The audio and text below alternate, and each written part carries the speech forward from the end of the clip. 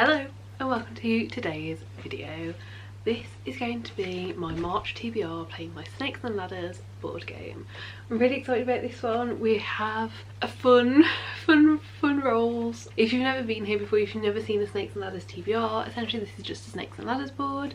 I roll an 8-sided die 5 times and move around this board. Every time I land on a square, the colour of the square is a type of prompt. So for instance, purple is visual, orange is genre, blue is game, yellow is type, and then green is other, which is just prompts that don't fit into any of the other 4 categories. So 5 categories total. If we land on a snake, we add a roll and we go down the snake, and if we land on a ladder, we minus a roll and go up the ladder. If you want any further rules, further details, I'll link January's TBR up above where I go over in a little bit more detail. But yeah, that is it for the game. I think it's just time to get into it. I take part annually in the Buzzword Readathon, which this year is the Buzzword and Buzz cover, and also the Year in Eldia. So those are the 2 readathons I will be taking part in. There are prompts to fit in this month. I will talk about them at the end if I manage to get books to match the prompts or not. Except for that, there's no monthly or weekly readathons I'm planning on taking part in March. I'm pretty sure that the spring equinox readathon is going to be happening in April, so I'm basically just keeping March nice and chill, letting the reading slow down a bit so that April can be a really good month, or at least that's the hopes. So yeah, that's the plan. Let's get into the rolls. Here's roll number 1. Okay, we are starting on 51, which is where we ended off last month, and it's time to just do roll number 1. So roll number 1 is a 5. Okay, 1 2 3 4 5. That means roll number 1 we got green, which is other, and our first prompt of the month is without the, of, or and in the title. Okay, yeah, that should be easy. That should be easy. I'm very okay with this one. So as you have just seen, roll number 1 was green, and that was other, and the other prompt was without the, of, or and in the title. For this I decided to go for a non-fiction, and this is Globalisation, a very short introduction, and I'm pretty sure that this is literally just all about globalisation and getting a decent understanding of it. The synopsis just says globalisation has become the buzzword of our time, a term that describes a variety of changing economic, political, cultural, ideological, environmental and technological processes that are transforming our experience of the world. The 3rd edition of this very short introduction provides an accessible exploration of both the causes and effects of globalisation. So yeah, I think it sounds good. It's definitely just one of those things I don't have much of an understanding of. Obviously I could give you a 1-sentence synopsis of globalisation, but to delve into it deeper, I've never really done that. It definitely wasn't a thing when I was at school to look into globalisation, so I'm excited to give myself a little bit of an education on it. Roll number 2 is a 3. 1 2 3. Oh no, going all the way down to here, which is a yellow, but we also have to +1, so we're now doing 6 rolls rather than 5. Yellow is type, and our type prompt is published last year. Okay, that should be pretty easy. Obviously, as I'm filming this, we're only in February. This is March's TBR. Published last year should be no problem. Then roll number 2, we got type, and the type prompt is published last year. Obviously we're only, as I'm recording this, it's February. This is the March TBR. Published last year is pretty easy, and as soon as I looked at my bookshelves there was one that stood out to me, and I knew that I wanted to get to The Ending Fire. So this was published in 2024 and is the 3rd and final book in the Ending Fire trilogy. I finished book 2 last month. I've been reading it for ages, but I've actually got the audiobook for this one differently. The audiobook for book 2 I kept getting through the library and kept running out of time to read it, so this one I found on Everand and I plan on reading it that way and reading along. I am really excited. The very basics of this series is in book 1 we are introduced to 3 types of people, and by types I mean blood. So you have red blood, blue blood and clear blood. Red blood rule, blue bloods serve them as a worker, and clear bloods are essentially slaves. there's more detail to go into, but that's kind of the understanding that you have from the synopsis before going into book one. Book one expanded so much. Book two expanded more than I even knew was possible, because I thought we'd learned so much in book one, but no, we learned even more in book two. And it had an intense, interesting ending that I'm really not sure how it's going to turn out. Like, in book one, I liked all of our characters, even if they weren't perfect characters, I liked them all. The end of book two's got me worried that maybe by the end of book three there'll be characters I don't like, which is really exciting because like it's a book, like, and it's making me feel that much. So yeah, very excited to go back into this story and learn more and complete it. Like, I have no idea how this can end. It feels like there's so much to do, but it's like the same size as the book one and book two. It's just over 400 pages, so yeah, we'll wait and see. Roll number 3 is a 3. We are rotating that way. 1, 2, 3. That is other.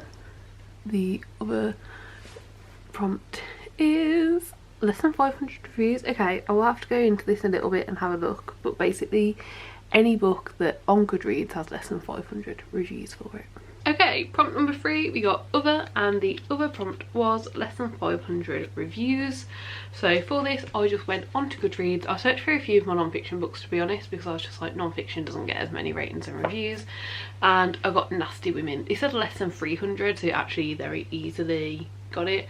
This is a collection of essays and accounts on what it is to be a woman in the 21st century. I don't know much about this, but I brought it a while ago, and I've found myself, when it comes to non-fiction, I really like long essays, and I really like essay collections. I find them very interesting. I really like to delve into them. So that is what I plan on doing with this. I really hope it's good, but honestly I have no idea. It's published by 404 Inc, which does, you know, make me hopeful. I've read a lot of their Inkling series, but they're a lot smaller and a lot different than this. So yeah, fingers crossed it's good. Fingers crossed it's like good in my mind. Roll number 4 is a 7. So 1, 2, 3, 4, 5, 6, 7. So that is purple. Purple is visual, and our visual prompt is a weapon on the cover. Okay, yeah, 100%. This is amazing. I'll talk through it, why this was such a good prompt to come up when I talk to you in a second, but yeah, this is amazing. I can definitely do this. Okay, roll number 4, we got a visual, and the visual was weapon on the cover. The reason I was so excited to get this one was for the year in Aldia, the March prompt that I've decided to do. There's loads of different prompts, but the free prompt that I've decided to do, which I can't remember what, I think it might be 3D, maybe that's the route I'm going. I don't know, I'm going like down towards the like the island in the bottom left corner, so like yeah, whichever way that one is. But the prompt for that is pointy weapon. So yeah, although this doesn't specify it has to be pointy, but I just took it, you know, I might as well fulfill it with the book that I want to read anyway to fulfill that prompt. I'm actually going for an interesting one. I'm going to go for Romeo and Juliet. Not what I thought I'd be going for, honestly. But this has a knife on the cover. I've wanted to read more classics this year and I haven't picked any up yet. And although this is a play, I definitely do class it as a classic. So I figured it fulfilled a lot of things that I wanted. I also read Romeo and Juliet before when I was in school, but we're talking like over 10 years ago. So, you know, like, it's probably been 12 years, 2013. And it wasn't year 11, it was year 10. So that was 2012. Yeah, that's like 13 years since I read it. So I'm excited by it, and obviously it has this knife on the cover dripping blood, or at least this edition does. There's loads of editions. I'm not going to explain Romeo and Juliet to you, I assume everyone knows, or it's easy enough to at least know a synopsis if you haven't read it. Okay, and then roll number 5, which is our penultimate roll now, is an 8. 1, 2, 3, 4, 5, 6, 7, 8. So that is orange. Orange is genre-ish, and the genre is sci-fi. I don't know if I've read any sci-fi yet this year, so yeah, that should be good. Okay, and then roll number 5 is genre-ish, and the genre is sci-fi.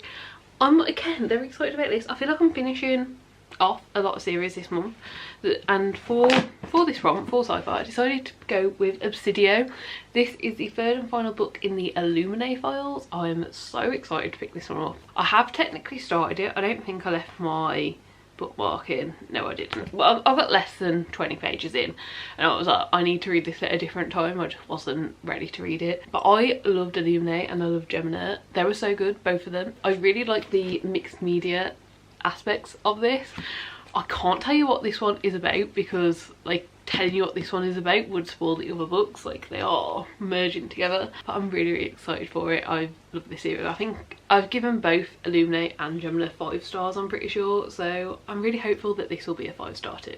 In fact, I should probably add it to my 5-star predictions because it kind of is like officially, I do think it will be 5 stars. Okay, and then our very last roll number 6, which is our bonus roll for this one, is a 5. 1, 2, 3, 4, 5. That's other again, and the other is odd number of pages. Okay, I'll have to go through this, but should be easy enough. Okay, and then last but certainly not least, we have roll number 6, which was our bonus roll because we did land on that one snake. So we've got other, and the other prompt is odd number of pages. I think we actually got even number of pages already. I think that might have been in January, but we've now picked the odd number of pages prompt, and it took quite a bit of searching. It always does. Like, realistically, every other book should be odd than even. Like, it's not a known thing what page a book ends on, but it took me a while. But the book I've decided to go for is Dinosaurs, 10 things you should know. And this is basically like 10 very specific things that like are known about dinosaurs that I don't think are like well known. I'm not going to read you synopses, but I will read you the contents because I mainly picked it up because the contents are so interesting. Chapter 1 is why Tyrannosaurus Rex and Stegosaurus never met. Chapter 2 is Globetrotters. Chapter 3 is what makes a dinosaur a dinosaur. Chapter 4 is Velociraptor was the size of a turkey. Chapter 5 was Who's for Dinner. Chapter 6 is Raw Sex Appeal. Chapter 7 is Family Values. Chapter 8 is It Came from Outer Space. Chapter 9 is As Dead as Our Dinosaur, Not So Fast. And chapter 10 is We've Only Scratched the Surface. I'm really, really excited. I think it'll be like a nice way, and I really hope that I enjoy the book because this is actually part of a series. The series is called 10 Things You Should Know, and there are other books in it such as Space, 10 Things You Should Know About Space, Times, 10 Things You Should Know About Time, and I think there's like 9 books total, but this must have been the 3rd one because I'm only seeing those 2 in the front of this. But yeah, really, really excited about this, and I think it's going to be a very fun non-fiction. I don't own many fun non-fictions, oftentimes they're very serious, so I'm excited about this one. So those are the 6 books on my official TBR for March. I'm really excited about this. I'm really excited that the books are actually 50-50 fiction non-fiction because I have realised I've been putting more fiction on my TBRs, even though one of my main goals for the year is to read 50% non-fiction. So the fact that 3 of these are fiction and 3 of these are non-fiction makes me extremely happy.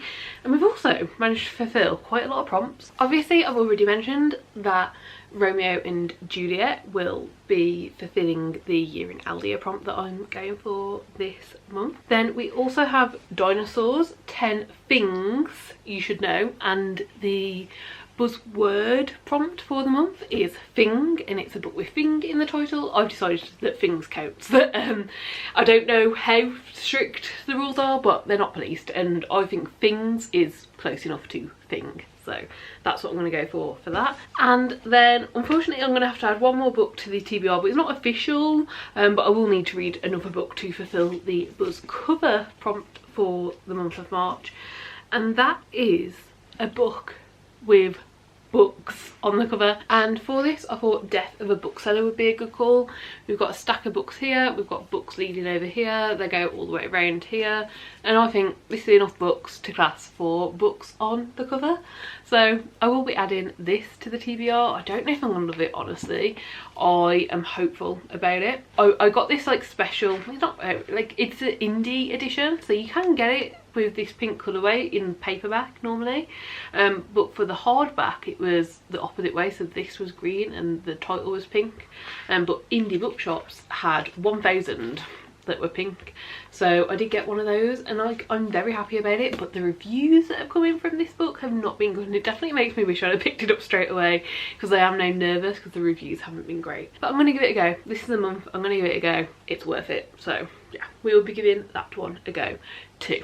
And that's it. That is everything. That was everything on the Snakes and Ladders TBR game and all of the books that I'll be reading this month. I'm really happy with this TBR. I'm really excited by it. Let me know down below what your TBR is looking like for March, and hopefully I'll see you next time. Do give the video a like if you liked it, subscribe for more, and I'll see you next time. Bye.